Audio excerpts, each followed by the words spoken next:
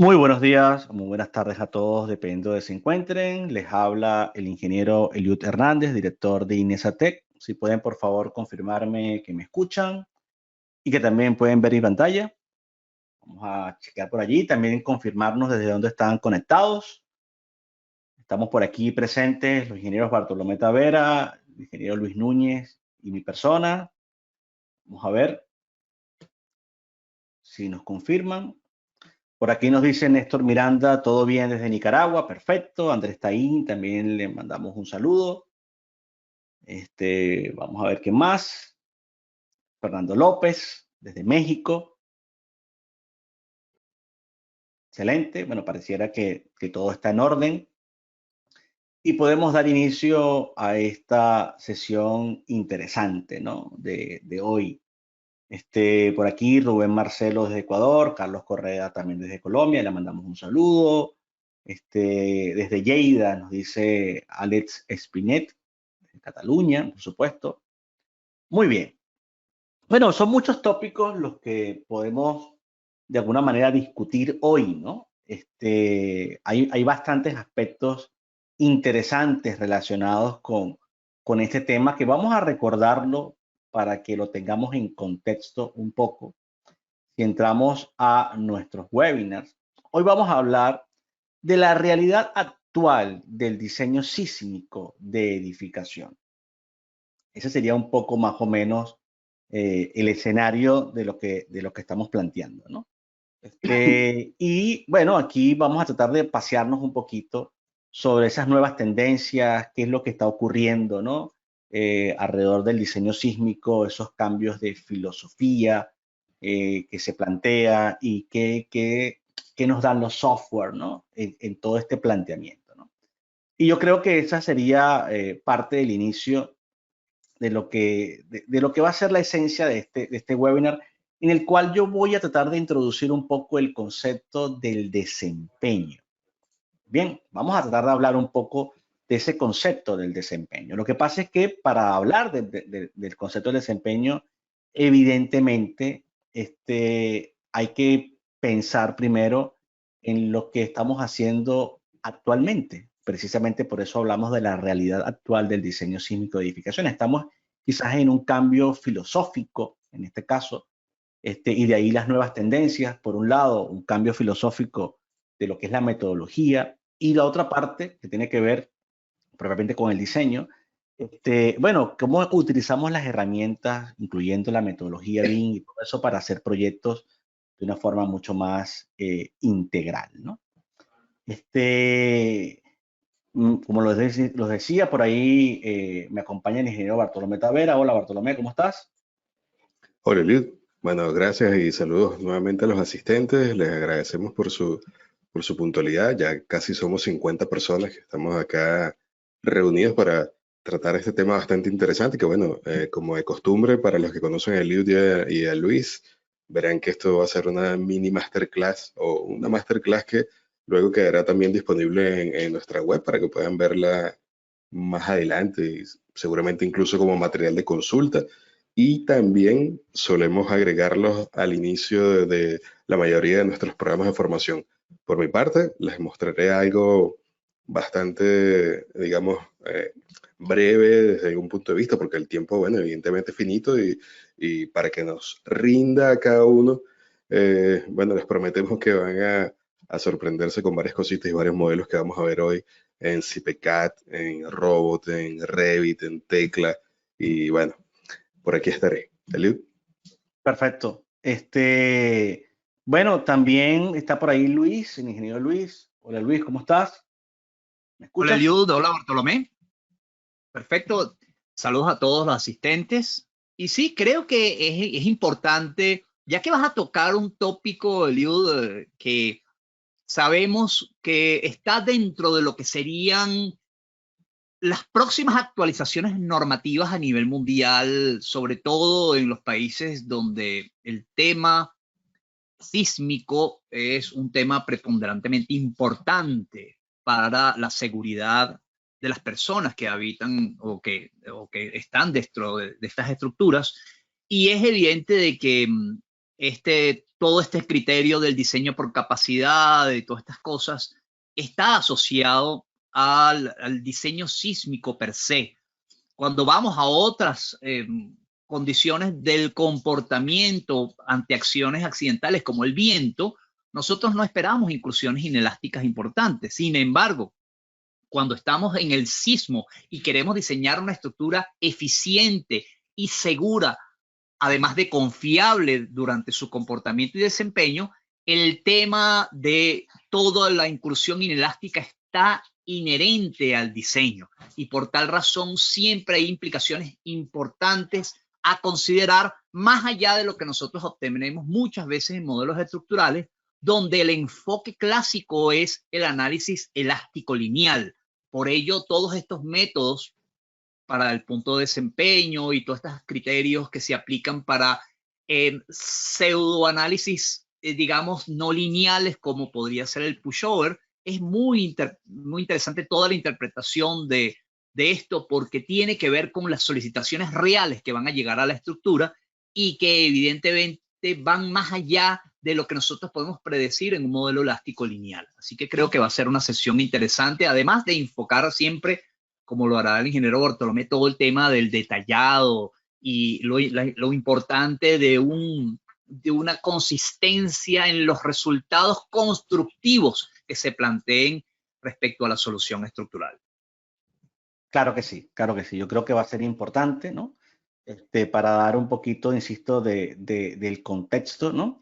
Y yo lo veía, lo comentaba al principio. Voy a tratar de hacer un momento un poco, manejarme entre algunas presentaciones que tengo acá, por supuesto, disponibles, que son parte de, digamos, de alguna forma de nuestros documentos que entregamos en los diferentes cursos y programas de formación, pero me gustaría siempre empezar un poquito desde una base conceptual, ¿no? Desde una base conceptual que nos permita, bueno, de alguna forma exponer algunos criterios relevantes. Entonces vamos a ello, ¿no? Déjenme chequear por aquí un momento que tengo todo correcto. Sí, creo que sí. Lo voy a mostrar justo acá. Bien, creo que están viendo ya mi pantalla. ¿Me confirman todos? Creo que sí, ¿no? Sí, excelente. Perfecto. Sí, sí. Fíjense, un poquito para ponernos de acuerdo en las cosas que hacemos nosotros. Estamos hablando del diseño sísmico. Bien, vamos a rayar un poquito esto. Estamos hablando del diseño sísmico. Bien, cuando nosotros hablamos del diseño sísmico, sabemos que todas las personas que están conectadas entendemos que siempre planteamos un punto importante, el uso de un espectro de diseño. Bien, esto es importante destacarlo porque nosotros siempre vamos a hacer uso de un espectro de diseño. Ese espectro de diseño sabemos que lo planteamos de esta forma. Tenemos un espectro donde tenemos las aceleraciones, tenemos los periodos, y si cambiamos aquí un poquito el color, tenemos primero un espectro elástico.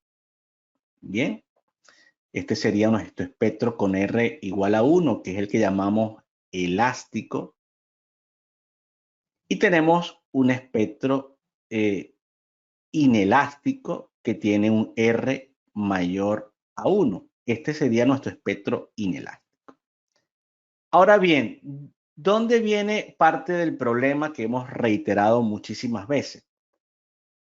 ¿Quién es realmente este valor de R? Y esto es lo que empieza a dar una nueva metodología. ¿Por qué? Porque cuando nosotros hacemos un diseño, estamos asumiendo como hipótesis que la estructura se va a dañar. ¿Por qué? Por una sencilla razón. Yo tengo una estructura como esta. Voy a hacerla muy sencilla.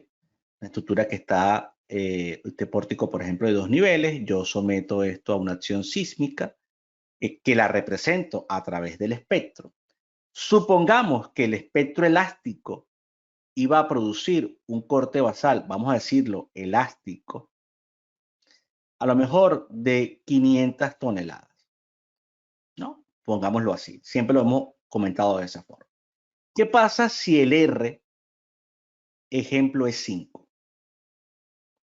Que ese corte elástico pasa a ser un corte basal, vamos a llamarlo así, inelástico, ahora de 100 toneladas. O sea, yo reduje la fuerza de 500 toneladas a 100 toneladas. Estamos claros que la fuerza que va a llegar a la estructura van a ser 500, en principio, pero yo la voy a diseñar para 100. ¿Cuál es el efecto de que yo la diseñe para 100? Que evidentemente esa estructura, que ahora me ubico por aquí, la pongo un poquito más grande, esa estructura que antes estaba así, cuando empiece la carga real a actuar y empiece a deformar esta estructura lateralmente, se va a desplazar, va a tener un desplazamiento U. Las solicitaciones que actúen sobre la estructura van a hacer que los elementos, empezando principalmente, digámoslo así, por las vigas, van a superar su condición de excedencia. Y si el efecto es tan crítico, terminará incidiendo también en las columnas. Con lo cual, esa estructura va a incursionar en el rango inelástico. O sea que el efecto de definir un valor de R, de reducir el sismo, conlleva de manera directa a la condición de que esta estructura, en la medida que la carga lateral se vaya incrementando, si yo hago un monitoreo del corte basal versus ese desplazamiento del tope de la estructura, de este nodo, voy a llamarlo N, de ese nodo N, yo veré que esa estructura al principio se comporta muy elástica y en algún momento va a incursionar en el rango elástico hasta que falle. Y yo podré identificar, de hecho, un punto cedente, bien, una especie de punto cedente, desplazamiento cedente, podré identificar una especie de desplazamiento último. Este es mi rango inelástico y de hecho la ductilidad del sistema sería ese desplazamiento último entre el desplazamiento cedente. Es una medida rápida de saber que de alguna forma yo puedo obtener ese valor de utilidad. Y de hecho, si reconocemos que este sería una especie de fuerza máxima, vamos a llamarla una especie de fuerza máxima del sistema, y que, bueno, o corte último, vamos a llamarlo así, una especie de corte último, ¿no? Fíjense por acá, especie de corte último. Este sería un corte cedente. Y aproximadamente aquí tendríamos una especie de corte elástico, donde el corte elástico aproximadamente es un 80% del corte cedente.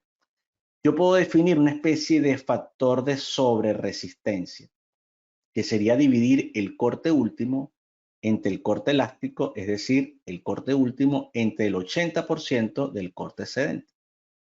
Al final, el R podría ser aproximadamente la ductilidad del sistema multiplicada por el factor de sobreresistencia, asumiendo que la redundancia es 1. Entonces, esto me da una medida del valor de la reducción de respuesta. Ahora, esto sería un indicativo de cuál es el valor de R aproximado que tendría la estructura, pero el primer punto que tenemos que reconocer en esta situación, los que estamos conectados, es que esta parte no la exige la norma. La norma exige que usted haga un diseño, bien, que ese diseño se ejecute según los requisitos sísmicos. Si estamos hablando de la CI 318, nos referimos a su capítulo 18, y si estamos hablando en concreto armado, si estamos hablando del acero, nos vamos a referir a la normativa, por ejemplo, la ICC 341, que es la de provisiones sísmicas. Entonces, no está directamente condicionado que yo haga una revisión de la condición inelástica de la estructura. Y aquí se abre un abanico de situaciones porque esos valores de R que hemos venido utilizando pueden quedarse, digamos, o pueden ser muy superiores a los que la estructura finalmente va obteniendo en la medida de que yo, en el caso del concreto armado, no controle las cuantías. En el caso del acero estructural, por ejemplo, yo no logre trabajar con los perfiles adecuados, yo no logre en términos generales, tanto para el acero como para el concreto, mantener un mecanismo que favorezca la falla dúctil y limite la falla frágil. En el caso del concreto, tenemos problemas de adherencia, confinamiento, relaciones de acero de refuerzo respecto al área gruesa, columna fuerte, viga débil, chequeo de la junta, etc. En el caso del acero estructural, como hay muchos sistemas, dependerá si estamos hablando de un pórtico resistente a momento, un pórtico arrastrado, pero en general control de la esbeltez local, control de la esbeltez global, pandeo lateral torsional. Hay un montón de cosas, pero aunque cumplamos con la norma, aunque en apariencia se cumpla con la norma, podemos estar haciendo un diseño muy rígido, por ejemplo, que no conduzca a que esa estructura tenga capacidad de deformación inelástica. Y ese es uno de los problemas, por ejemplo, en el caso del concreto armado. Es uno de los problemas del concreto armado. El exceso del acero de refuerzo conlleva una fragilidad de la sección. Y ese exceso del acero de refuerzo muchas veces sucede cuando las dimensiones que hemos colocado de vigas y columnas no son las apropiadas. Tenemos cuantías exageradas, en el caso de la viga, 4, 5, o bueno, ni siquiera 5, 6, 7 veces el acero mínimo. En el caso de columnas, cuantías mayores a 3%. Si esas cuantías se dan, empieza a haber problemas. Y esto lo hemos demostrado muchísimo en nuestros programas de formación, porque hacemos estudios de las ductilidades y porque vamos viendo la incidencia que tiene una estructura en la medida que yo vaya cambiando las proporciones de acero de refuerzo. Entonces, antes de entrar a ese detalle, lo importante es que toda esta metodología, todo esto que estamos hablando, esto del R, es lo que llamamos un método basado en fuerzas. ¿Por qué? Porque lo que estamos es concentrándonos en reducir la fuerza y diseñar para unas fuerzas en el rango elástico de la estructura, asumiendo que si hemos hecho todo correctamente, esa estructura será capaz de obtener un valor de R aceptable, proporcional al que utilizamos en el diseño. Y hasta ahí llegamos. La filosofía nueva apunta más a este complemento que yo estoy haciendo, que sería un método basado, vamos a decirlo así, en desplazamientos. Pero más que desplazamiento sería en control de daños. En control de daños. O sea, yo más que preocuparme por diseñar en un rango de fuerzas aceptable, voy a preocuparme porque el control de daños sea aceptable. ¿Cómo cuantificamos ese control de daño? Si yo soy capaz de determinar la demanda que le impone el sismo a la estructura, no solo en el sismo que llamamos de diseño, sino en un sismo más leve, un sismo moderado, una especie de temblor leve, ¿no? Y un sismo máximo que puede ser mayor al que se espera en la zona del diseño. Y yo compruebo que esos estados de daño se den en la región lógica, yo estaría haciendo un diseño que atiende más al desempeño de la estructura, a la funcionalidad de la estructura. Porque por otro lado, algo que no sabe el que va a vivir en ese apartamento, el que va a trabajar en esa oficina, al que nosotros le diseñamos la estructura, es que cuando esa estructura sea sometida al evento sísmico de diseño, se va a dañar. Se va a dañar al punto que probablemente no se va a poder seguir viviendo o trabajando allí. Van a tener que desalojar esa estructura y probablemente va a perder la inversión. O recuperarla le va a costar mucho. Parte de la filosofía del diseño sísmico actual sigue siendo esa. preservar la vida de los ocupantes a costa de un daño exagerado de la estructura, pero que sin que colapse. Bien, o sea, es un diseño que preserva la vida, pero la estructura queda comprometida a nivel de su estabilidad. Y eso no necesariamente cubre todas las situaciones, pero cuando diseñamos un hospital, cuando diseñamos un edificio icónico, cuando diseñamos una torre de servicios, centro de bomberos, escuelas, cuando diseñamos estructuras que dentro de la misma se llevan actividades con demasiada importancia, no podemos aceptar grandes niveles de daño. Hay que limitar los niveles de daño. Eso de alguna manera, llevado al método de fuerza, sería bajar el R. Sería, en vez de utilizar los R máximos que nos propone la norma, 5, 6, 7, sería trabajar con valores de R de 2, de 3. Esa sería quizás una manera de trabajarlo, pero sería un poco imprecisa. La forma correcta sería tener una estructura que luego comprobemos qué pasa con ella en el rango inelástico. Entonces, el método basado en desplazamiento, de alguna manera, en principio, se basa en aplicar como una especie, si se quiere, de predimensionado. Para luego, primero tenemos que hacer un predimensionado, luego hacemos una revisión en el rango elástico de la estructura, en el rango elástico de la estructura, con un R conservador, un R mayor a 1, pero conservador. Bien, en esta revisión del rango elástico entra lo que nosotros hablamos como análisis dinámico, el análisis dinámico convencional. Aquí hay la revisión de modos, aquí hay la revisión del cortante, lo típico, ¿no? Aquí hacemos todo. Aquí hay la revisión de irregularidades. Aquí hacemos análisis dinámico, modos, cortantes, irregularidades, hacemos chequeos generales de deriva, hacemos chequeos básicos del efecto P delta, ¿no? O sea, hacemos un chequeo general de lo que típicamente hacemos en un proyecto. Bien, y pasamos a un diseño estructural. Ese diseño estructural nos da unas cuantías.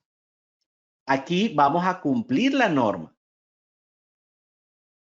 pero aquí de una vez empieza a tener que insertarse, incluirse criterios que van más allá de la norma, que son criterios que apuntan a la mejora del desempeño, a la mejora del desempeño. ¿Dónde están esos criterios? En el caso del concreto armado, controlar cuantías. Cuando hablamos de vigas, que éstas tengan un acero longitudinal que sea o represente un acero que sea menor a 4 veces el acero mínimo. Eso implica que la estructura esté en una condición subreforzada, que tenga capacidad de ductilidad. Cuando hablamos de columnas, que esas columnas, por ejemplo, tengan un acero longitudinal también menor a el 2% del área gruesa.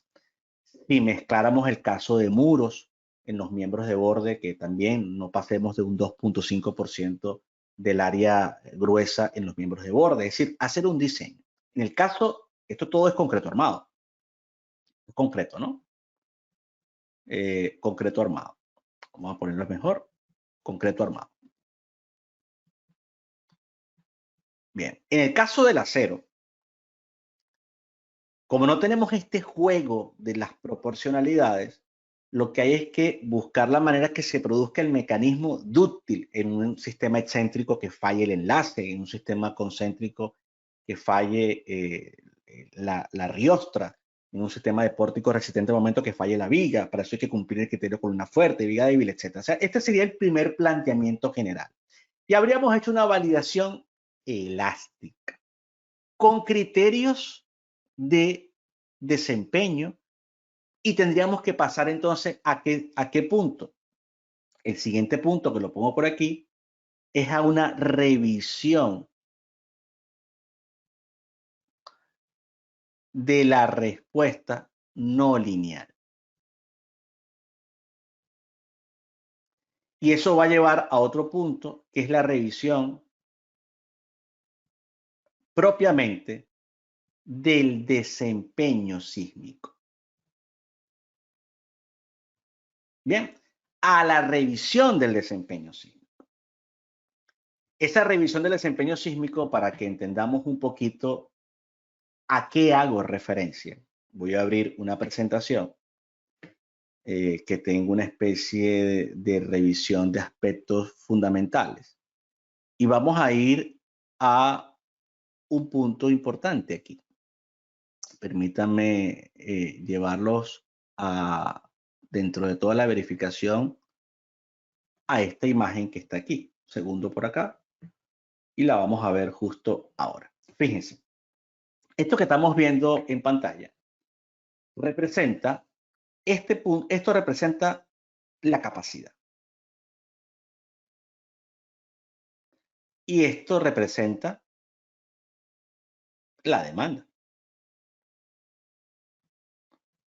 Cuando yo cruzo la demanda con la capacidad, para lo cual tuve que haber hecho un análisis no lineal, encuentro el famoso punto de desempeño. Voy a llamarlo el performance point. Y ese punto de desempeño cae en un sector. Yo voy a establecer unos límites. Esos límites me dan un rango de aceptabilidad. Si yo estoy en este rango, vamos a decir SP2, estoy dentro de lo que llamamos un daño controlado. Si yo estoy haciendo un diseño de una estructura y quiero limitar su daño, tengo que hacer que este punto D cada vez se acerque más a la izquierda. Porque en la medida que el punto esté aquí y se vaya moviendo y se vaya moviendo y a lo mejor está aquí, y el espectro cruzara aquí, significa que el nivel de daño se da más, o sea, es menor porque el punto de desempeño está más cerca del rango elástico. Y entonces aquí se abre un mundo de estrategias, porque el diseñador de la estructura, el constructor y el dueño finalmente de la edificación tienen que estar digamos, en consonancia, tienen que estar de acuerdo en los criterios que estamos utilizando. Entonces, si la premisa es, mira, esto es un hospital, el edificio tiene que seguir en funcionamiento después del evento sísmico y sus niveles de daño tienen que ser mínimos. Entonces yo debo diseñar la estructura para un daño muy leve y eso implica que el punto de desempeño tendrá que estar cerca de la parte elástica. Entonces, hay tres grandes revisiones. Una primera revisión tiene que ver con, vamos a decir, vamos a llamarlo primero deriva o distorsión de piso o distorsión de piso, pero asociado al tope. O sea, una de las cosas que yo tengo que revisar es este punto D que tiene un desplazamiento. Ese desplazamiento del punto D dividido entre la altura me da una especie de deriva del punto D. Ese valor tiene que ser menor a un límite. Otro punto importante, que ya lo vamos a ver, tiene que ver con el chequeo de la incursión inelástica. Cuando digo incursión inelástica, estamos hablando de lo siguiente. ¿Cuánto en porcentaje? ¿Cuál porcentaje entra el punto entre la cedencia y el punto final? Y un tercer punto tiene que ver con los chequeos de las condiciones o de las fallas de las rótulas, de las famosas rótulas plásticas. Todo eso, de alguna forma, está en esta presentación. ¿Por qué? Porque si en esta presentación yo me muevo y voy a lo que sería la verificación del desempeño, que es lo que estamos viendo en pantalla, yo empiezo a ver que hay unos valores límites. Mira, yo para inmediata ocupación, la máxima deriva, ejemplo, a lo mejor puede ser 0.01, sería 10 por 1000. Para un control de daños, en un rango entre 10 y 20 por 1000. Para seguridad de vida, 0.02, 20 por 1000. Esas son algunas recomendaciones. Cuando hablamos de deriva, estamos hablando del desplazamiento del tope entre la altura, porque es el parámetro que estamos monitorizando. Si lo vamos llevando a los objetivos que típicamente se manejan de esta metodología basada en desplazamiento, hablamos de un objetivo básico, de un objetivo esencial peligroso y de un objetivo de seguridad crítica. El objetivo básico es el que imponen las normas actualmente. ¿Cuál es el objetivo? Que el sismo de diseño, que es el que llamamos aquí raro, este es el de diseño, genere que cuando se produzca el sismo de diseño, estamos en este rango. Estamos en seguridad de vidas. O sea, si ustedes se mueven así, sería así. El sismo ocasional, muy leve, esté operacional.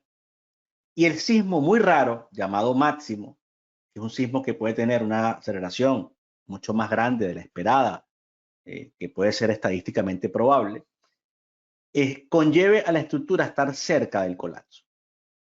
Este es el objetivo que tienen las normas. Pero el objetivo se expande en esta metodología a, por ejemplo, manejar un concepto como es el objetivo esencial peligroso. Resulta que el objetivo esencial peligroso, ¿qué nos dice? El sismo de diseño ahora se uniría al operacional. Implica que no podría estar en seguridad de vida. Ya su objetivo no es la seguridad de vida, sino que mantenga operacional la estructura. Eso implica menor daño. Porque de hecho el sismo máximo, el muy raro, es el que está contra la seguridad de vida. Y en la medida que yo vaya rigorizando, digamos, vaya siendo más estricto en el objetivo, puedo llegar incluso hasta la seguridad crítica, donde el sismo de diseño haga que la estructura esté totalmente operacional. Eso implica que no hay prácticamente ningún daño. Y eso sería una estructura, bueno, súper importante, ¿no? Entonces, en la medida que la estructura sea importante, nosotros debemos ir moviéndonos en ese objetivo. Y hay unos ciertos valores de deriva que se van aceptando en función, por ejemplo, del esencial peligroso. Diríamos, un sismo de servicio no podría tener una deriva mayor a 0.05, 0.05, diseño 0.01 y 0.015 en el máximo. Otros chequeos tienen que ver con esto que decimos, bueno, cuando analizamos la rótula plástica, esa falla interna en los elementos, para diferentes fases como la inmediata ocupación, la seguridad de vida y la prevención del colapso, deben estar también cada rótula o la mayoría de las rótulas en un rango de aceptabilidad. Eso lo podemos ver en el programa. Y el tercer punto es quizás el más interesante, es la incursión inelástica. Por ejemplo, si estamos en un objetivo estándar, básico, donde sabemos que el sismo de diseño obedece al resguardo de la vida, yo tendría, por ejemplo, un espectro que cruzaría aquí. Y entonces acepto, o sea, tengo un nivel de aceptación hasta un 60% de todo el desplazamiento plástico. mientras que el sismo máximo a lo mejor debe estar aquí y el sismo de servicio aquí. Pero si mi objetivo fuese esencial peligroso, más bien debe estar funcional y ese espectro debería caer aquí. Entonces no voy a permitir que pase de un 30% de esa deformación. Entonces, para ver esto un poquito en el caso práctico, vamos a verlo en el Estados y vamos a verlo interesantemente aquí. Un pórtico muy típico que es el siguiente. Fíjense, yo tengo una estructura como esta. Vamos presentando la deformada. Vamos a presentar aquí ese famoso pushover. Vamos presentando cómo van apareciendo las rótulas plásticas en el pórtico. Fíjense, van ocurriendo estas rótulas plásticas. Déjenme aprovechar de colocarlo así. Van ocurriendo las rótulas plásticas y yo puedo ver que en algún momento o sea, hay presencia de rótulas en columnas, bien, o sea que eso puede ocurrir. Y yo vería entonces la curva del pushover, una curva genial, ¿no? Vemos la parte elástica, la parte inelástica, perfecta. De hecho, puedo hacer una estimación incluso muy rápida de lo que sería el valor del R de una forma muy rápida. Creo que esto era 2100, si mal no recuerdo. Sí, más o menos. Y fíjense que tenemos ahí. Fíjense que tenemos ahí. Yo tengo aquí un valor de desplazamiento de 49 y tengo aquí un valor de desplazamiento de 1864, digamos 19. Tengo entonces, si yo divido 49 entre 19, tengo una ductilidad de 258.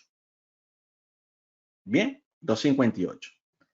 Tengo un cortante último de 145.197, 145.197, el que está aquí.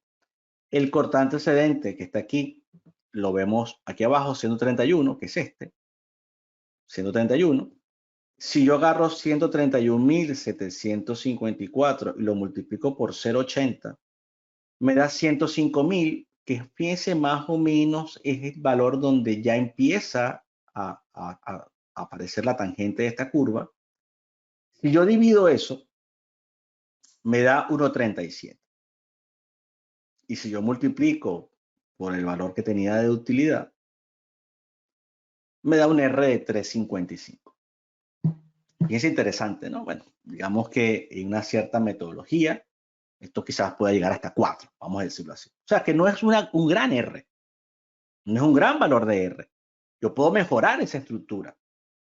Pero lo interesante es que yo tengo una respuesta inelástica que no tenía antes en la estructura. De hecho, esta estructura se diseñó con un R de 5. Y fíjense que estamos viendo que a lo mejor el R es 4. O sea, vamos viendo el escenario, ¿no? Pero esto no es directamente, no hay que hacer realmente una revisión del R. Lo que hay que hacer es una revisión de lo que sucede con el desempeño. Entonces, y aquí es donde viene el asunto interesante. Yo pudiera decir, por ejemplo, si lo veo en esta escala, ¿qué pasa si multiplico por 981? Y veo que ese sismo de diseño, ojo, un sismo de diseño, cuando hablo de este sismo de diseño, tiene un factor de importancia igual a 1. O sea, esto tiene un factor de importancia igual a 1. Fíjense que ese sismo hizo que entrase un cierto porcentaje. A lo mejor esto del total puede ser un 20%, 25%, sí. O sea que no estaría mal.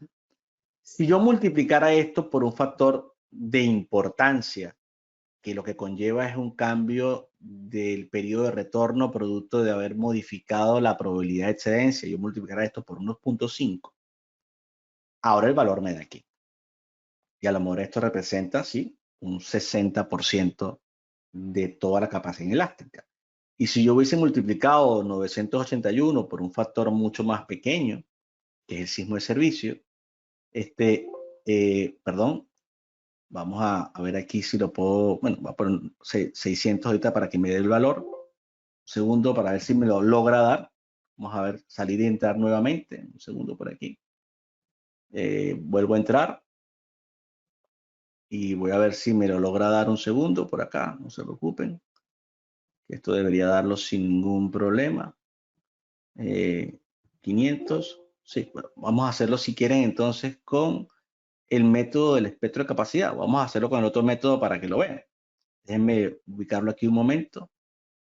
Aprovechar que tengo el otro método. Yo estaba mostrando el método de los coeficientes, pero también es verdad que puedo mostrarlo con el método del espectro de capacidad, ¿no? Y aquí mismo entonces podría definir ese valor, esa función que yo he agregado con el sismo de diseño. Esta es otra metodología, ¿no? Que es la que llamamos el método del espectro de capacidad, que se basa en cruzar realmente el espectro, que es muy parecido a la gráfica que yo venía mostrando, ¿no? Y que si ahora yo genero un valor más pequeño, por ejemplo 500, fíjense dónde cae, ¿no? Cae en el rango elástico de la estructura, que es donde nosotros tenemos todo. De hecho, hay una hoja de cálculo que tenemos hecha en Excel que demuestra esta metodología.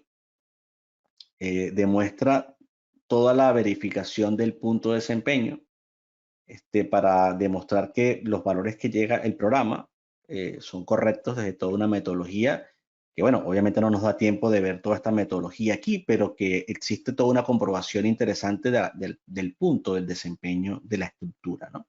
Que, insisto, es la clave para saber si la estructura está atendiendo al objetivo que yo le estoy dando.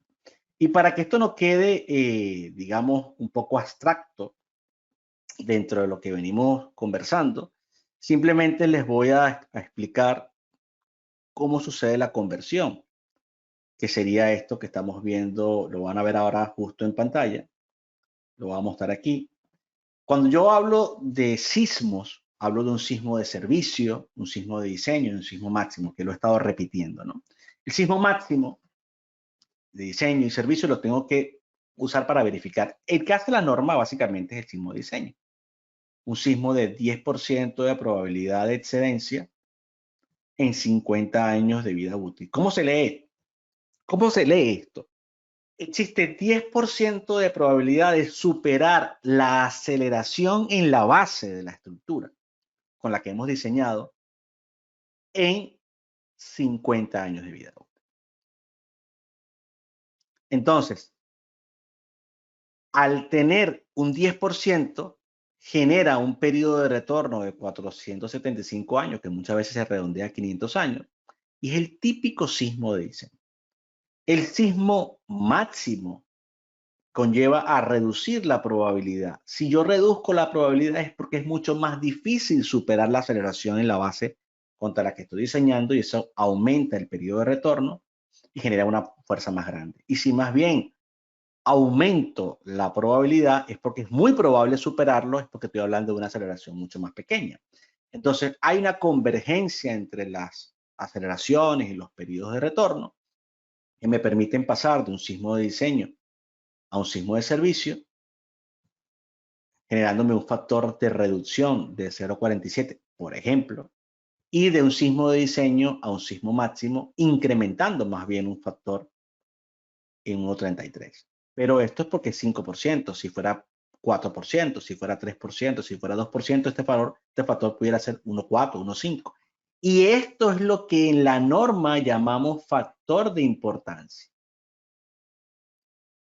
Que es importante, valga la redundancia, tenerlo claro. Entonces, cuando diseñamos una estructura esencial, le metemos un factor de importancia y entonces estamos diseñando conceptualmente para el sismo máximo, no para el sismo de diseño. Entonces, cuando volvemos a nuestro modelo, qué interesante sería ahora decir lo siguiente. Uno pudiera decir, ejemplo, vean este ejercicio. Yo tengo la curva de capacidad. Si yo dijera, o parte de mi objetivo sería, quiero que el sismo máximo no pase del 50% de la capacidad inelástica de la estructura. y el sismo de diseño no pase del 25%, yo aquí, teniendo la curva, puedo verificarlo. O incluso pudiera llegar a determinar cuál es el factor de escala que permitiría la estructura para que ese sismo no pasase de un porcentaje. Ejemplo, partiendo del concepto de que el sismo es 981 nuestra gravedad. Y vamos a suponer que la aceleración en la base es 0,30 G. Yo digo, bueno, el sismo de diseño está produciendo esto. ¿Cuánto podría aceptar de incremento de la aceleración en la base para que la incursión elástica no llegue a más de un 30%? Entonces empiezo a jugar con esto. Digo, bueno, 1100. Y si este fuera el valor, digo, bueno, divido 1100 entre 981 y si eso me da, vamos a hacerlo de una vez por aquí, para que vean la filosofía, ¿no? Si digo 1100 entre 981, me da una relación de 1,12 y si multiplico por 0,30, digo, lo más que pudiera permitirse es un 0,33, 0,34 G. Así se leería. Y digo, bueno, y si incrementamos a un sismo máximo hipotético de 1500 de gravedad, estaríamos aquí. Y si ese es nuestro valor máximo, nosotros pudiéramos reportar con la curva de capacidad, decir, mira, esta estructura, para que su nivel de daño esté controlado en un sismo máximo, diseño y servicio, las máximas aceleraciones que se permiten son estas. Y es el principio de la revisión de estructuras existentes. Yo hago una curva de capacidad basado en la respuesta inelástica real del sistema y compruebo o determino cuáles son los valores aceptables de daño y puedo limitar el sismo a eso. Si resulta que en la zona sísmica se produce una aceleración mayor a la que yo he definido, no es aceptable. Este es un cambio filosófico, totalmente. ¿Por qué? Porque resulta que, para que vean la incidencia del método, si yo aquí, para cerrar con este punto, voy a guardar esto como 2. Voy a guardar esto como 2. Si alguien viene y dice lo siguiente, y me pongo en centímetros, un centímetro, y dice, no, primero vamos a hacer todas las vigas iguales. No quiero definir vigas diferentes porque alguien en obra dice, ¿para qué vamos a reducir la sección? Vamos a mantener la misma viga 40 por 60A, ¿no? O sea, hagamos la misma viga. Y además, esa viga 40 por 60A que tenía un área de acero de 30 y 15, a alguien se le ocurre ponerle más. Bien, 40, 40, 20 y 20. Estamos incrementando la capacidad. Estamos incrementando la capacidad. Bien. Bueno, eso podría traer inconvenientes en el diseño. De hecho, esto pudiera estar aunado a que cuando definimos las columnas, ustedes ven aquí 60 por 60A, por ejemplo, todo esto, yo no defina un adecuado refuerzo transversal, por ejemplo, ¿no? Todas estas condiciones. Y de hecho, cuando asignamos una rótula plástica, que no lo habíamos visto, yo tengo que definir unas condiciones de esta columna en la que ella trabaja cómodamente. Y si no le ponemos la condición, podría presentarse un inconveniente en ese pórtico.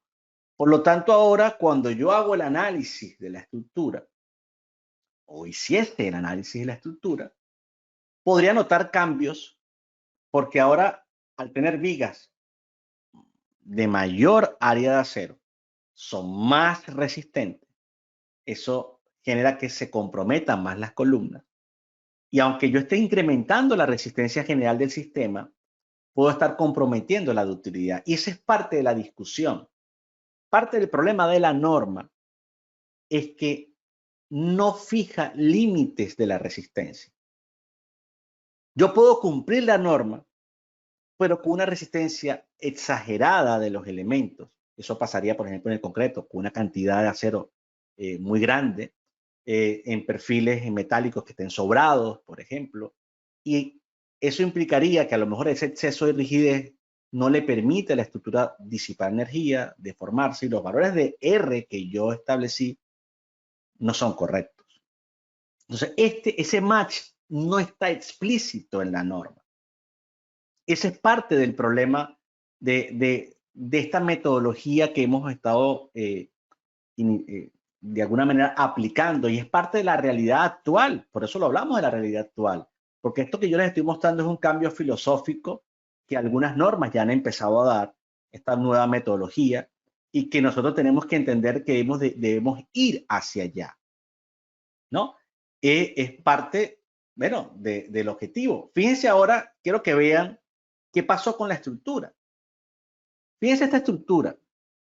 Yo voy a ver ahora el pushover desde el paso 1. Voy viendo cómo se va produciendo las rótulas. Bien. Fíjense que primero se forman en columnas, en la base. Luego se forman estas vigas, pero inmediatamente en esta columna ya se empieza a formar. Bien. Fíjense que en las columnas se forman aquí, no aquí, porque estoy colocando un exceso de acero. Ojo, y puede ser que esta viga esté cumpliendo con todo el detallado de la normativa. O sea, pero no es un diseño adecuado, al punto que la curva de capacidad ahora redujo la parte inelástica. Primero, vemos, o sea, realmente vemos, lo notamos aquí, vemos que esta estructura tiene un rango inelástico mucho menor. Evidentemente no es lo que convenía, ¿no? Nosotros no queríamos esa estructura. Y yo la puedo comprobar de alguna forma, evidentemente, con toda esta respuesta que estamos viendo aquí en el sistema. Y que de alguna forma lo veníamos hablando, ¿no? O sea, esas ductilidades y cómo va cambiando toda esa ductilidad. Evidentemente, tenemos que hacer una comprobación de todo ese proceso. Y fíjense que esa ductilidad se redujo. Ahora estamos hablando de aquí de 22 y máximo 47. Esa ductilidad se redujo. No es lo que quiero. Y si yo voy complicándolo cada vez más, puedo empezar a tener valores mucho más críticos. No es lo que quiero. Entonces, necesito hacer una comprobación en el rango inelástico para cerciorarme de que los puntos de desempeño caen en las zonas correctas.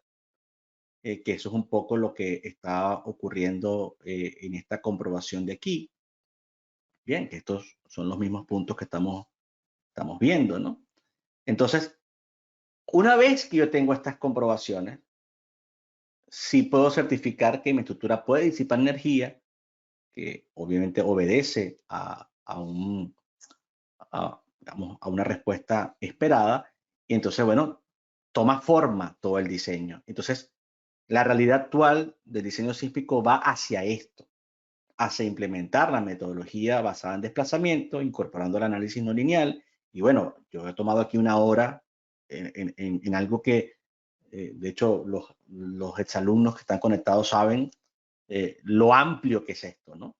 Lo extenso que es esto. Son clases y clases y clases y clases y más clases para poder tratar de entender toda esta metodología. Pero quería, a través de este webinar, darles un poco de incentivo de entender las implicaciones que tiene no irse a esta metodología, y hay más bien que prepararse para irla incorporando, porque las normas cada vez lo van a ir agregando. Bien, entonces ya yo con esto voy a ir cerrando. Déjame ver si le muestro algo ya al final para pasarle la información en este caso a Bartolomé. Quería ver algo muy rápido. Quería chequear si tenía aquí un pushover de una estructura interesante. Un segundo nada más. A ver si por casualidad lo tenía aquí generado. Déjenme ver rápidamente si lo tengo. Creo que sí. Creo que sí. Fíjense, voy a tratar de mostrar esto un poquito también rápido, ¿no? Voy a mostrar aquí rápido dos cosas. Voy a aprovechar de ver si las analizo en paralelo. Esperen un segundo nada más, que yo creo que esto corre bastante rápido. Y voy a cerrar con esto, ¿no? Es un caso que también llama la atención. Fíjense, lo que estoy haciendo es lo siguiente. Estoy haciendo un análisis de una estructura de 4 niveles de concreto,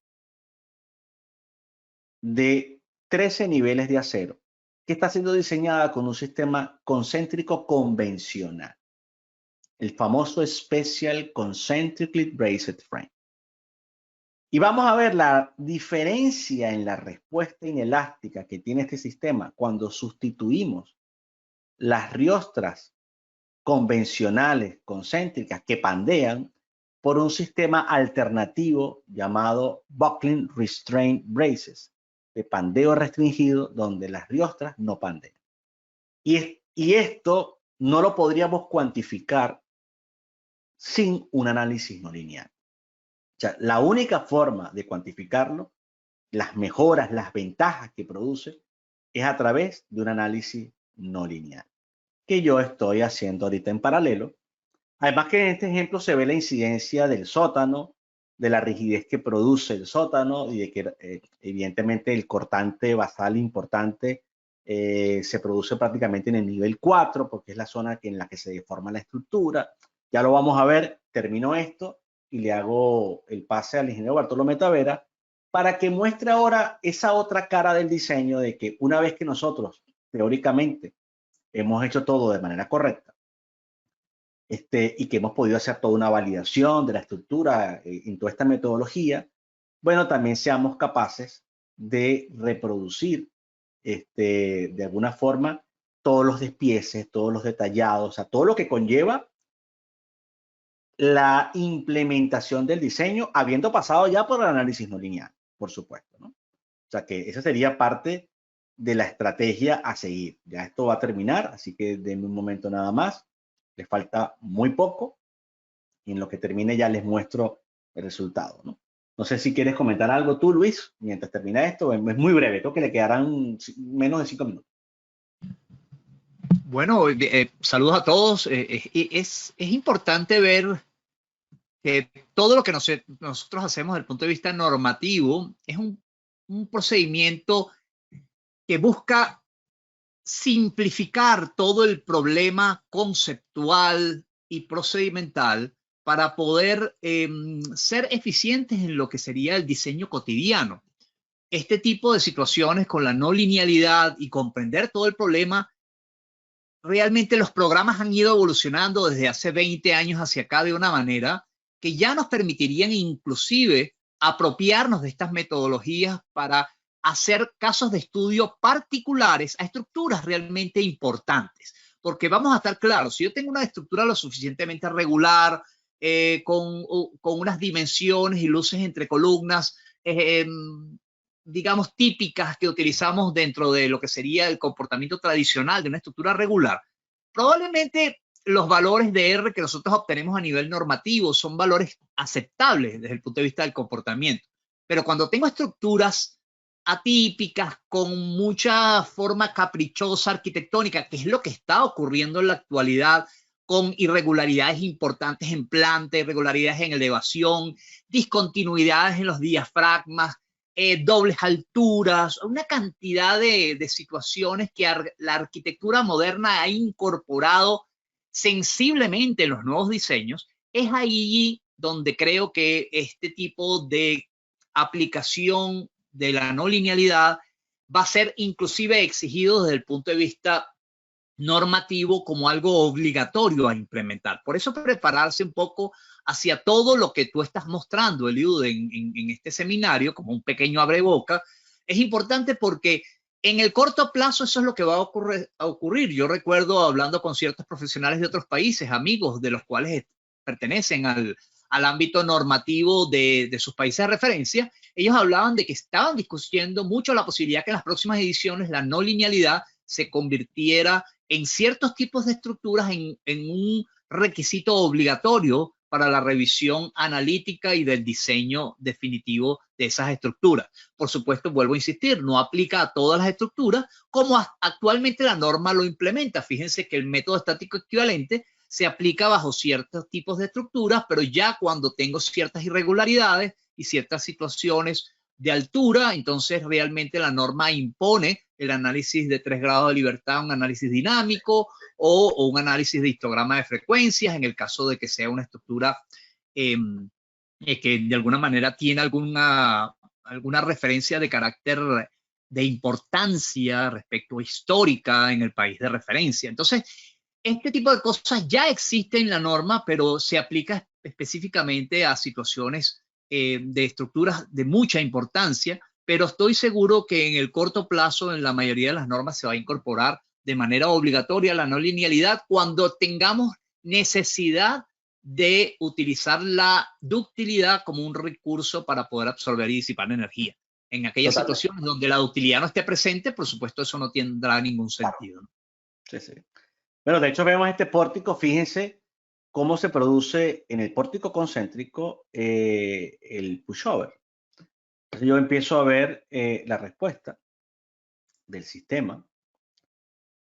Empiezan a formarse rótulas en los elementos que están comprimidos, bien, que empiezan a limitar el gran problema de la estructura. Estos elementos están comprimidos y pandean y generan problemas.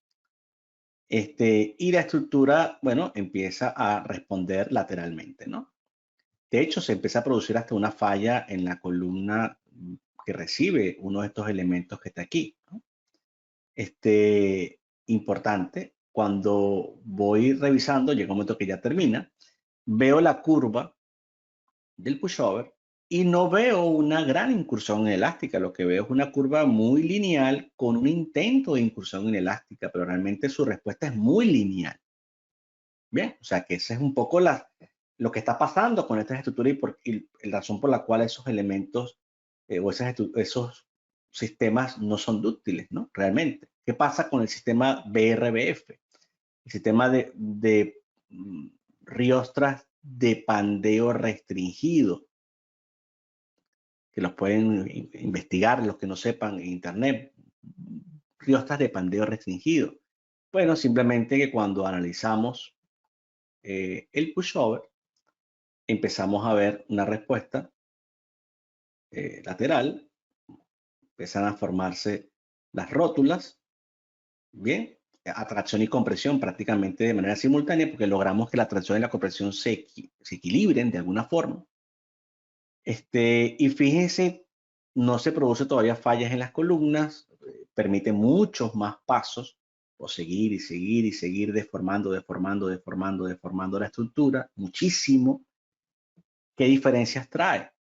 Una curva de capacidad muy dúctil. Razón por la cual el sistema de riostras de pandeo restringido es ideal para el diseño de acero y es ideal para el refuerzo de estructuras de concreto armado existentes, porque brindan rigidez y ductilidad. Y estas comprobaciones solo las podemos hacer a través de un análisis no lineal. No hay manera de llegar a resultados sin haber pasado por un análisis no lineal, y esta es parte de la nueva filosofía de comprobación, porque además, algo importante, y cierro con esto, yo puedo saber qué reacciones se producen en el pushover, en el paso 27, qué reacciones se producen en la base para cuando estoy en ese nivel de deformación. Y puedo preparar mi sistema de cimentación para que soporte el problema inelástico de la estructura, que ese es el otro gran problema. Yo no sé cuáles serán realmente las fuerzas que van a llegar al sistema de cimentación si sigo haciendo mi análisis lineal. Porque a pesar de que la norma ha introducido factores de amplificación sísmica para hacer esta estimación, muchas veces eso se queda realmente corto. Si yo incorporo un análisis no lineal, yo puedo saber la máxima fuerza axial, el máximo momento, el máximo cortante que se genera en la base para diseñar mis zapatas, mi losa de cimentación, mis pilotes, pensando en soportar la respuesta inelástica del sistema, porque la cimentación debe permanecer estable, elástica, para cuando la estructura está disipando energía. ¿Cómo lo vamos a determinar si no llegamos al análisis no lineal? Entonces, hay un divorcio hoy en día entre lo que es el diseño de la superestructura y la infraestructura, y todo se uniría, todo sería compatible si lo unificamos dentro de un análisis no lineal. Entonces, bueno, eso es lo que quería comentar ahora, hasta ahora. Le voy a dar el pase al ingeniero Bartolomé Tavera, quien ahora va a presentar otro cambio que sería, bueno, ya entendimos cómo se diseñaba, ya hemos hecho nuestras validaciones del rango lineal y no lineal. Ahora queremos hacer proyectos que obviamente tienen la demanda sísmica, pero hay que detallar, hay que utilizar el BIM, hay que hacer el armado, hay que hacer los modelos que el cliente finalmente va a recibir. Así que adelante, Bartolomé. Gracias, Eliud. Bueno, me voy a convertir aquí en presentador. Déjame compartir mi pantalla, aprovechando que tienes un modelo de ETABS ahí abierto. Mientras tanto voy a ir efectivamente, bueno, tenía abierto ETABS, pero quizás será mejor entonces comenzar por CPCAD. Déjame hacer clic aquí. Perfecto. Listo, ya están viendo mi pantalla. Pero, bueno, comenzando por acá, bueno, después. Listo. Gracias entonces. Bueno, a todos los que se han mantenido hasta ahora, quizás más adelante demos un pequeño receso a partir de los próximos seminarios web para tomar Coca-Cola cero o un cafecito de agua, algo así, ¿no? Bueno, continuando con lo que ha estado mencionando Eliud sobre ya el tema de hacer proyectos y esa, digamos, nueva filosofía que desde ya podríamos asumir que es lo actual. Ya no se trata ya de una nueva filosofía, sino la forma de trabajar actualmente en la mayoría de las oficinas, y que día a día acá nos llegan solicitudes de implementación BIM, implementar el BIM, empezar a trabajar de la mejor forma colaborativa y de la manera más eficiente posible. Y muchas veces eso va a pasar por el uso de distintas herramientas de software para atacar un mismo proyecto. Por ejemplo, este que tenemos acá en pantalla. Fíjense este edificio. Este edificio acá lo hemos modelado en CPCAD y lo hemos modelado también en Robot Structural Analysis Professional, que es una herramienta que quizás algunos no conozcan. Y ahora vamos a ver este mismo edificio corriendo en Robot. Y sobre todo porque los programas entre sí, aunque sean de la misma casa de software, se conectan a través de lo que conocemos hoy en día como un archivo IFC. Esa es actualmente la forma más común de compartir información. Incluso pueda que nos soliciten un IFC con una georreferencia. Y vamos a ver que actualmente la forma más fácil de agregar una georreferencia a un proyecto es simplemente definiendo las coordenadas, digamos UTM, con su respectiva elevación de un punto en particular. Y todo esto se está estandarizando. Es decir, si ustedes aprenden a usar un programa con bastante destreza, sea el caso de, por ejemplo, de CPCAD, que ya vamos a ver cuál es la diferencia y por qué estamos modelando esta antena aquí, y por qué usamos CPCAD y también usamos Robot. Y me refiero a que la georreferencia y que todo esto se estandariza, y verán, se los vamos a mostrar ahora mismo, cómo puedes agregarle una georreferencia a un proyecto de CPCAD, un proyecto de una nave industrial, un proyecto de un edificio industrial, un proyecto de una edificación, y que es cómo se hace en Revit y en Tecla, que es prácticamente lo mismo. ¿Por qué? Porque todo se está estandarizando. Asimismo, quizás los que ya conocen CPCAD saben que para trabajar con un edificio como este, como el que están viendo en pantalla, en CPCAD todo se empieza a modelar y se termina modelando, al igual como la mayoría de los resultados que le ofrece, se hace a través de una vista en planta, en 2D, por así decirlo, ¿no? Mientras que hay estructuras precisamente como esta torre que está acá en el último nivel, que por su geometría no podríamos modelarla en CPCAD, sino que tendríamos que ir a una herramienta como CP3D, o también sacarla, o hacerla, perdón, modelarla en Robot y usar todas las herramientas que Robot tiene disponible para el diseño de estos elementos. Ahora, hablando, por ejemplo, como ya lo mencioné, del diseño por desempeño y de todo esto que día a día se irá imponiendo en la mayoría de las normas. Vean cómo ahora CIPECAT ya tiene por aquí lo que es la interacción terreno-estructura. Vean lo que en este modelo está inhabilitado. Voy a bajar un nivel aquí. Vamos a bajar hasta el nivel de la cimentación que está por acá abajo. Ven que esto está bastante agrupado, ¿no? Y aquí está, ven que se habilita cuando llega a ese nivel. Interacción suelo-estructura, como lo mencionó Luis y también Eliud. Bueno, quizás eso era un tipo de análisis que muchos consideraban muy avanzado. Hace unos 5 años se preguntaban con qué programa se podía hacer, si nada más se podía hacer con ETABS, si iban a necesitar SAP 2000 para hacer ese análisis. Y vean cómo día a día, así como ahora se puede hacer en CIPECAT, pronto o de alguna forma también se podría modelar en Robot, y todos los programas irán hacia allá. De la misma manera, todo lo que tiene que ver con un pushover, como lo mencionó Eliud, o un análisis por desempeño, ya llegando a todas esas curvas que en cierta forma CIPECAT por ahora no la genera. Quizás lo tendríamos que hacer en Robot o ir a ETABS, pero, por ejemplo, ¿por qué combinamos distintos programas precisamente en proyectos como este? Ven que aquí, si vamos a los listados y entramos en lo que es la justificación de la acción sísmica, llegamos a un documento que difícilmente podemos obtener en otro programa. ETABS te va a arrojar una memoria de cálculo excepcional, con todos sus detalles, bastante explícita, confiable, evidentemente, que por lo menos en la mayoría de los países de nuestra región quizás no nos las van a aceptar porque está en inglés. Tendremos que dedicarnos nosotros a maquillar esto, a acoplarlo al formato de nuestra oficina para poder entregarlo. Sin embargo, lo que están viendo en pantalla es un informe hecho por CIPECAT, donde no solo te arroja cómo construyó el espectro de diseño, sino que al final te reporta incluso si hizo la corrección del cortante en la base. CIPECAT es el único programa que hace esto de forma automática.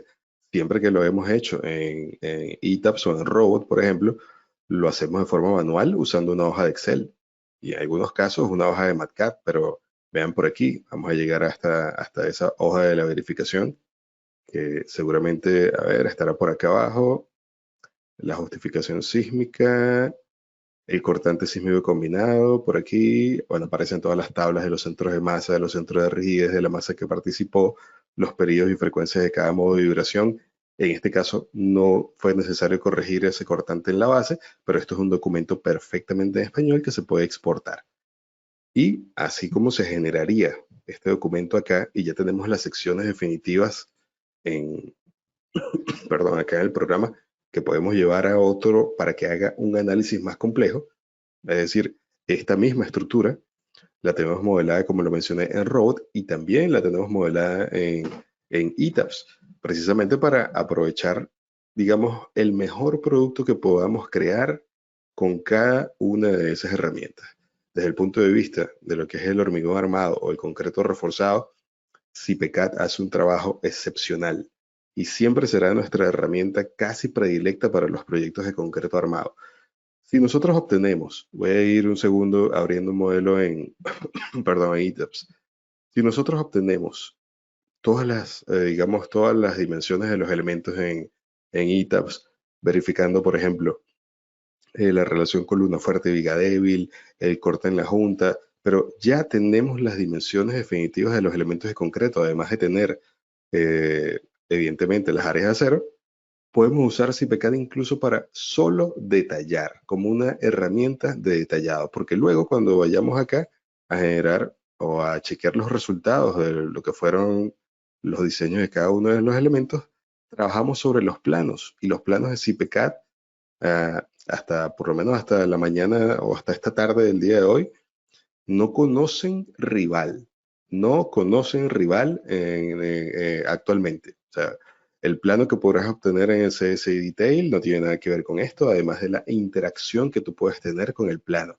Desde el punto de vista que tú puedas editar cualquiera de los valores que estás viendo aquí, con tan sencillo como hacer un clic y cambiar una distancia, hacer un clic y cambiar una longitud, hacer un clic y cambiar el número de barras, si son de refuerzo, si son armadura base o acero continuo. De la misma forma puedes cambiar, si entras por aquí abajo, con un solo clic, lo que sería la distribución de los estribos de esa viga, agregando ramas adicionales. Esto no existe en otra herramienta actualmente.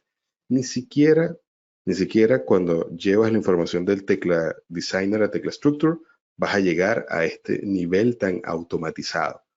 Y actualmente, desde el punto de vista de trabajar en BIM, CIPE Ingenieros tiene, vamos a ir, perdón, aquí a su suite, en la suite completa de programas. Ven que estamos en estructuras, que estaríamos usando la joya de la corona, que actualmente es CIPECAD, se combina con toda esta serie de programas de estructuras que están aquí, y en algunos casos, cuando no podamos utilizar, como en ese ejemplo de esa torre que tenemos en el último nivel, CIPECAD para modelar ese tipo de estructuras, podemos hacerlo en CIPE 3D.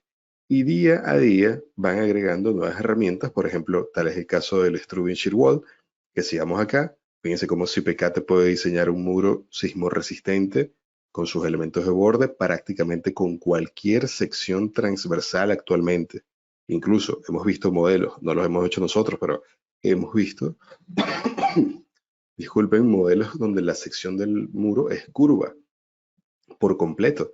Y como ya pueden imaginarse, la memoria de cálculo que esto arroja es, bueno, impecable. Desde muchos puntos de vista es impecable. Se puede entregar, puede ser incluso una herramienta pedagógica. Si alguno de ustedes da clases, es profesor, esto puede ser un ejemplo perfectamente didáctico para que los estudiantes entiendan cómo se evalúa ítem por ítem el diseño de un muro. Aquí está el chequeo del elemento de borde especial.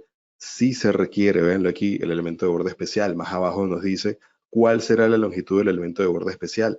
Y no solo eso, sino que ahora puede calcular también las vigas de acople.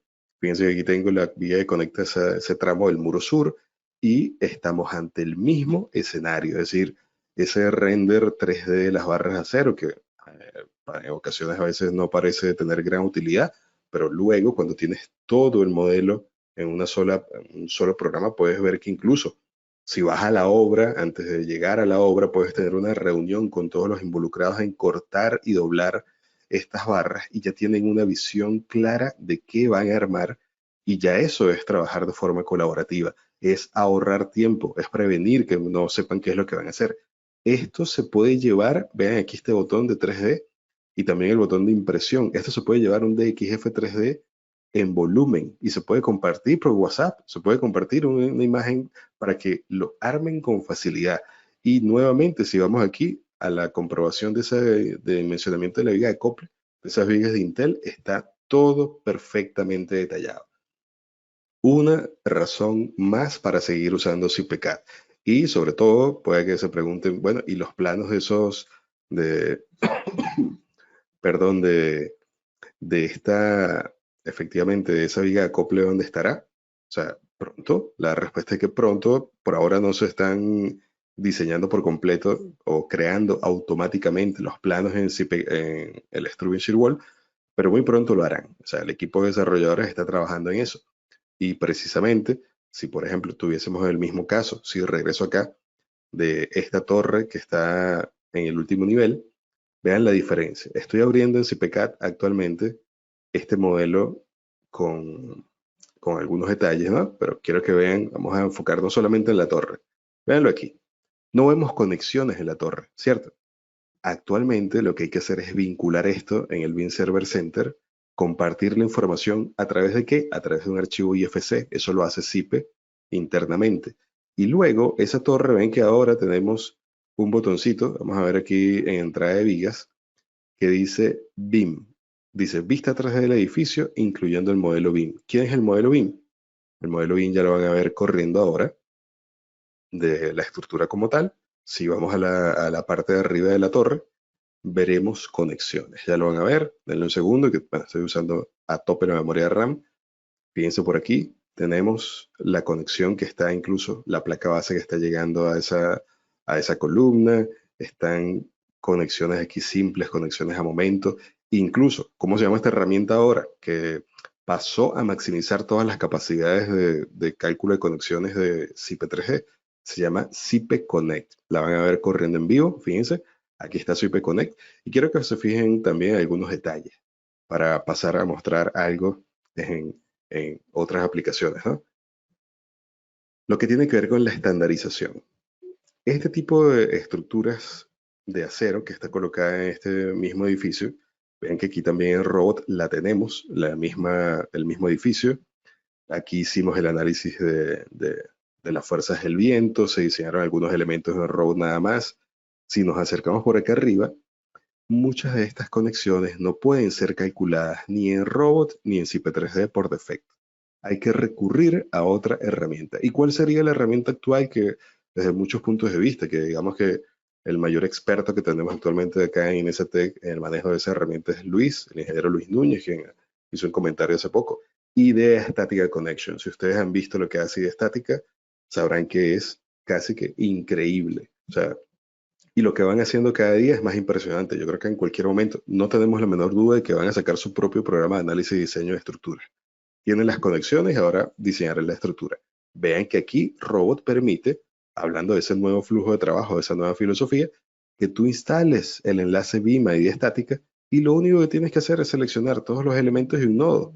Y esa interacción ocurre de la misma forma en ETABS, en SAP 2000 y en Robot. Ahora seleccionas los nodos y se abre automáticamente idea estática con su checkbot.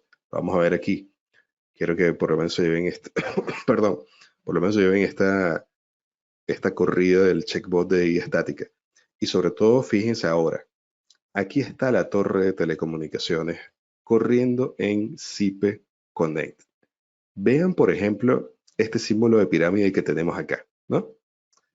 Ahora sí vamos a tener que dar un paseo flash por varios modelos. Vean esto. Este símbolo de pirámide es prácticamente el mismo símbolo de component que podríamos tener en Tecla, de un componente. Fíjense, aquí está el edificio y aquí tengo el símbolo en Tecla. En Tecla es un cono. Si me acerco, vamos a buscar una conexión por acá. En Tecla es un conito que me indica cuáles son las características de ese componente. Si le hago doble clic al componente, se abre el componente de la conexión, donde yo le puedo cambiar, colocar un nombre, luego lo puedo ir replicándolo a través de un clic. Pero ¿a qué se refiere todo esto? Estandarizar la forma en la que vamos trabajando. Ya ves un cono, ya ves una pirámide en CP Connect y dices, probablemente se trata de que hay una conexión ahí, hay un componente de conexión ahí. Y si abro, por ejemplo, cualquiera de estas conexiones que ya ha corrido, fíjense, voy a abrir esta en particular, yo podría, desde aquí, desde lo que es la edición de las comprobaciones en esta conexión nada más, perdón, la voy a abrir desde acá, está abriendo el nodo y no la conexión. Vean que tenemos aquí operaciones. Arriba tenemos operaciones. Esta conexión, como la ven aquí, tiene rigidizadores, tiene soldadura. Nosotros podemos alterar cualquiera de estos valores y modificar toda la conexión. Y estas operaciones, esta es edición de una operación de placa, de ajustar, de cortar, de placa frontal, de chapa lateral, de recortar. ¿A qué se asemeja? A lo que hace Idea Estática Connection. O sea, como lo digo, es simplemente, vean aquí, una unión nueva. Marcaré cada, vamos a hacer, bueno, tendré que decirle que la traiga desde allá, pero no hay problema. Él la va a importar, la va a intentar crear, pero es ese estándar, perdón, es ese estándar del que estamos hablando, donde la operación te va a llevar a modificar el nodo para poder llegar a la conexión que necesitas. Y repito, si sabes usar muy bien Idea Estática Connection, probablemente no vas a tener problemas cuando estés usando CP Connect, porque incluso aquí en el cálculo vas a poder evaluar, vas a buscar, digamos, si vas a la atención de von Mises, vas a tratar de ver o comparar tú mismo el resultado al que hayas llegado en Idea Estática con el resultado que hayas llegado en CP Connect. Y ese mismo edificio que teníamos en Robot o que teníamos en CPCAD aquí con la torre, ya con sus conexiones, terminas llevándolo, o sea, ¿qué es lo que quieren ahora? ¿Qué es lo que te va a solicitar el cliente? Terminas llevándolo a un archivo, por ejemplo, de Revit, que luego vas a poder llevar a Tecla. ¿Se acuerdan que les mencioné que vamos a georreferenciar esto de la manera más fácil posible, que ya es el estándar? Bueno, fíjense aquí. Aquí el escenario ya todo cambia. ¿Por qué? Porque tienes todas las conexiones completas de la torre de telecomunicaciones arriba. Tienes los mástiles listos para que esto luego se pueda expandir. Saben que esta gente va a 3G, 4G, 5G, 6G, 7G. Ya no sabemos hasta dónde llegaremos. O sea, hasta que se implanten, hasta que nos implantemos los chips en el cerebro donde nos vayamos a colocar. Yo me lo implantaré, no va a estar con dudas de que voy a esperar, que sí, que no, que me van a controlar. No, si hay que conectarse a la matriz, yo lo haré. Y aquí está todo listo para llevarlo a Advanced Steel o para llevarlo a Tecla. ¿Y por qué decimos Tecla? Bueno, este modelo, si lo corro aquí con las barras de acero, yo podría irme, por ejemplo, a un modelo, vamos a ver, el 3 de acero, esta vista que está aquí, tiene todas las barras de acero colocadas en sus posiciones. En ocasiones, la persona que te contrate esto, quizás la oficina de arquitectos no va a querer que modelen las barras de acero porque es un elemento que está tapado, quizás necesitan una aproximación para los cómputos, las cantidades, pero vean que aquí está el modelo unifilar. Si lo llego a colocar como una vista en sólido, colapsa la computadora con la laptop, con tecla abierto, con CPCAD abierto, con CPConnect abierto, con GoToWebinar abierto, con todos ustedes en el chat, en fin. Pero existe el modelo, como lo pueden ver, con todas sus barras de acero. Y esto permite que nosotros podamos obtener las cantidades rápidamente y que podamos sincronizar esto con la nube, la Autodesk Construction Cloud. Podemos compartir esto con la nube de ACA también, que es la que usamos acá en la oficina, donde cada cambio que yo haga aquí, si estamos trabajando de forma colaborativa, queda en una bitácora, queda reflejado. Cambio que se haga, quién lo hizo, quién lo inspeccionó, quién lo revisó, quién lo aprobó, para ir teniendo una trazabilidad de todas las actividades que se van haciendo en un proyecto. Por Bartolomé, ¿me supuesto. escuchas? Sí, sí, Eliud. Y aprovechando que estabas ahí, que estaba muy pendiente de lo que viene mostrando. Sí, bueno, y esto que les está mostrando Bartolomé, que quería comentar un poquito, evidentemente es el resultado de haber hecho el diseño, que es lo que venimos enfatizando, ¿no? Es decir, nosotros tenemos que primero hacer una evaluación completa del rango lineal que venía yo destacando, luego del rango no lineal. Eso nos permitirá tener una evaluación completa de la estructura. Ya habiendo pasado por allí, venimos, por ejemplo, a esta estructura que está mostrando Bartolomé, esta estructura metálica, que tiene toda una solución de ingeniería. Ahí vemos las conexiones que está destacando, vemos las placas base, vemos los perfiles, vemos todo. Todo eso ha pasado por un proceso de diseño previo. Esas conexiones y todo lo que está allí plasmado está pensado en que la estructura, o está implementado para que la estructura pueda incursionar en el rango elástico de forma estable. Eso implica que las conexiones se diseñan por capacidad. Eso implica que las columnas se han chequeado para los factores de amplificación sísmica, estimando lo que va a pasar en el rango no lineal. Es decir, todos los detallados cuidan el criterio, por ejemplo, del 2T, el fault line, todos los refuerzos que se han incorporado en la columna están para evitar la falla frágil. Es decir, toda la unión en sí misma está capacitada para permitirle al sistema que entre en cedencia. O sea, la conexión no va a fallar antes que la estructura entre en cedencia. Y eso es algo que nos traemos ahora desde la parte no lineal. Es decir, la parte no lineal hemos hecho toda una verificación y ahora el detallado debe ser consistente a ese criterio. Así que, adelante. Exactamente, exactamente. Y bueno, mientras hiciste el comentario, creo que vieron que, como lo mencionaste, acá mismo en Revit, todo este trabajo de detallado basado en el análisis y el diseño, como lo comenta Eliud. Y bueno, esto fue un trabajo, por ejemplo, este modelo en particular, un trabajo arduo de parte de Luis, de parte de Eliud, tratar de llegar a todos estos planos. Vean que gozan de una calidad bastante, no voy a decir decente, sino que es la calidad con la que se entrega esto.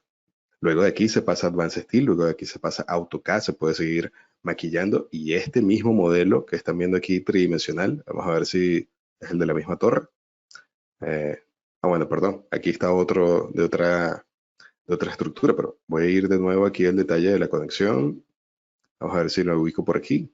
Bueno, fíjense, tal cual lo dice Liud, viene del modelo que tenemos acá en ETABS, que tiene, bueno, una serie de comprobaciones y chequeos para que esto pudiese cumplir. Fue un modelo bastante particular porque tiene una geometría, como pueden ver, muy irregular. Muy, muy irregular. Incluso aquí se llega a un punto en el que se le ofrece al cliente que se haga también, se puede hacer en concreto armado y se puede ver, evaluar rápidamente, precisamente con el uso de estas herramientas, qué opción podría salir más económica, más eficiente. Y todo eso se puede evaluar. Ya ahí después viene el trabajo del BIM 4D, 5D y llegar hasta el último punto para ver si de verdad es factible cambiar de material o no. Pero bueno, es la forma en la que nosotros actualmente combinamos todas las herramientas posibles de detallado, de análisis y diseño para ofrecer y generar el mejor producto posible. Y solo finalizo ya con esto, con el tema de georreferenciar. Muchas veces sí, estamos haciendo el edificio en cualquiera de estos programas, pero luego nos exigen que entreguemos eh, un IFC georreferenciado porque puede estar precisamente referido a un elemento, quizás, por ejemplo, un molino muy grande o una tolva que ya está construida o algo por el estilo, o unos silos que ya están en su lugar y tenemos que atar eso a un modelo de Navisworks o algo que pues, se pueda georreferenciar. Ven que aquí, perdón, se abrió idea estática luego de varios minutos, pero vean, operaciones, cargas, el estándar al que estamos apuntando actualmente. ¿Y cómo puedo referenciar aquí en Revit algo? Imaginemos que yo conozco las coordenadas perfectas de este punto que está aquí. Voy a volver a habilitar esto, porque es tan sencillo. Vean, gestionar. En gestionar vamos por acá a la ubicación y le decimos que queremos especificar las coordenadas en punto. Tan sencillo como tocar aquí este puntico que está en la esquina, ¿no?, de la viga y le establezco su coordenada norte-sur, este-oeste, su coordenada norte-este, el alzado que sería la elevación y el ángulo con respecto al norte real, ¿no? Y aquí este-oeste, aceptar. Y eso me va a permitir que luego pueda generar cualquier tipo de plano y cualquier tipo de información. Perdón, fíjense como en este plano que está aquí, perfectamente georreferenciada. Quiero que lo vean en este plano de la vista en planta con todas las cimentaciones. Aquí mismo pude haber tocado un punto y si nos acercamos a los planos por aquí, fíjense, norte, este, cualquier cosa que ustedes toquen aquí, POC, aparecerá con su, no, con su coordenada perfecta, perfectamente georreferenciado. Y ahora, vean que este extremo de aquí. ¿Y ahora cómo se hace eso en tecla? ¿Hacia dónde vamos con esa estandarización? Bueno, suponiendo que tengo el mismo edificio por acá, ¿no? Cualquier edificio que tenga, puedo ir por aquí, perdón, el menú, entro por aquí las propiedades del proyecto, bajo un poquito y ven que aparecen los base points. Ojo, si tuviese Revit corriendo, funcionando en inglés, efectivamente lo que voy a definir en Revit es el base point. Y vean que por aquí puedo seleccionar un punto. Yo a esto le asigno cualquier valor aquí en milímetros, coordenada, véanlo, este, norte, elevación, y aquí aparece latitud y longitud. Pero también puedes colocar el angle to north, el ángulo hacia el norte. Y tan sencillo como que tú establezcas aquí el norte, el este, la elevación y la latitud. Toques o si no colocas la latitud, coloques aquí el ángulo del norte, hagas clic aquí en Pick y toques un punto, ¿no? Un punto en tu modelo, que evidentemente es conocido por ti, y le dices a ese punto, asígnale esto. Es prácticamente lo mismo. Es la forma más fácil de hacer esto. Y luego lo que sacas aquí es un IFC que tenga la georreferencia y ese IFC lo podrán ubicar y abrir con cualquier visualizador y llegará al punto perfecto en el espacio. Esto no es más sino que la estandarización de la forma de trabajar y bueno, ya son las formas actuales en las que te exigirán no solo, perdón, planos y cantidades, sino modelos tridimensionales donde se puedan inspeccionar N cantidad de ítems, porque hacia allá vamos. Todo el tema del BIM también está muy relacionado con los gobiernos cristalinos, con las gestiones de gobierno, las gestiones administrativas públicas que cualquier ciudadano pueda auditar y combatir la corrupción, que bueno, eso es un mal que está en todas las sociedades, pero mientras más, digamos, mientras eso se minimice, mientras cualquier ciudadano puede inspeccionar la construcción, el presupuesto de un hospital, de una escuela, de un viaducto, de un acueducto, de una represa, se supone que todos vamos a convivir en una civilización y un mundo mejor cuando esto ocurre. Y bueno, no te quito más tiempo, Eliud. Creo que era todo lo que iba a presentar por aquí. No, simplemente yo ya para cerrar, Voy a ponerme un momento de presentador, muy sencillo, simplemente para destacar dos cosas, ¿no? Esto que hemos estado viendo, evidentemente, forma parte de nuestros programas de formación, entre ellos los que ustedes ya conocen, en la especialización en Ingeniería Estructural y Sismo Resistente, utilizando SAP 2000, ETAPS y SAFE. Aquí tienen un catálogo un poco que resume parte de toda esa aplicación de esta especialización, muy interesante, por cierto. Las certificaciones internacionales que tienen, los módulos, hemos estado hablando mucho quizás del módulo 2, módulo 3, aunque también por aquí el módulo C tiene la parte no lineal. Entonces aquí tienen una información general para las personas que estén interesadas. Obviamente le podemos hacer llegar este catálogo que tiene un resumen interesante de toda la aplicación que se ve en esta especialización y que va ligada, bien, va ligada a la especialización de análisis no lineal y diseño por desempeño sísmico de estructuras, porque esta especialización sería la segunda parte, ¿no? Lo que continúa de la ingeniería estructural y sismo resistente, que es ir a fondo al análisis no lineal. Una vez que sabemos hacer proyectos, ya sabemos la ingeniería estructural y sismo resistente, bueno, nos preocupamos por plantear un análisis no lineal, ¿no? Y veíamos parte de esa estructura, vemos todo lo que involucra el estudio de los sistemas, la respuesta inelástica de los sistemas. O sea que en esta especialización se estudia profundamente lo que pasa en el rango inelástico de la estructura para plantear las adecuaciones sísmicas, la revisión de los edificios existentes, ¿no? O sea, muy interesante, muy completo, bueno, que hay un poco de ítem de lo que incluye realmente. Y terminaría diciendo algo que es esencial, que, como no, por supuesto, hay también una especialidad que ya también va ahora a su segunda edición, muy interesante, que se liga también con aspectos sísmicos, porque podemos hacer estudios de problemas mucho más sofisticados dentro de los elementos finitos, que es la siguiente, ¿no? Esta especialización en simulación y análisis estructural por el método de elementos finitos, que también es bastante completa. Bien, esta es una especialización que ustedes verían aquí completa de toda esta aplicación interesante de esta metodología, que la pueden luego revisar, pero que quedándonos con las primeras dos, lo que hemos hablado de ingeniería estructural y de análisis no lineal, solo me restaría decir que existe lo que sería, ya lo voy a mostrar aquí, un segundo, sería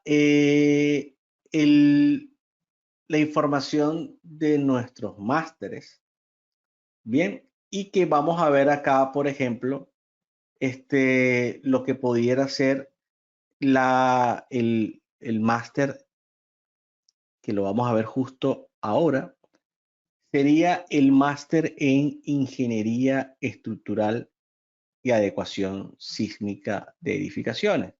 ¿Y por qué hago comentario de esto? Y con esto voy a cerrar. Porque cierra precisamente todo el ciclo. Este máster en Ingeniería Estructural y Adecuación Sísmica de Edificaciones, que es un programa de 15 meses, involucra la suma de dos especializaciones. La de Ingeniería Estructural y Sismo Resistente, junto a la de Análisis No Lineal. En conjunto ya tenemos 12 meses de estudio, más un trabajo final de máster de 3 meses. Completa todo un ciclo de estudio de 15 meses que le llevan a una persona a poder dominar toda esta área y convertirse realmente en un experto en ingeniería estructural y sísmica con aplicaciones de análisis no lineal. Esto, por supuesto, ustedes perfectamente lo pueden ver en nuestra página web y desde allí voy a terminar toda esta presentación. Simplemente invitarlos a que revisen no solo la parte de formación, sino que también evidentemente nosotros les podemos servir de consultores, ¿no? Consultoría BIM, consultoría de análisis y diseño estructural. Si entramos a las especializaciones, verán toda la información. Si entramos a los másteres, verán toda la información.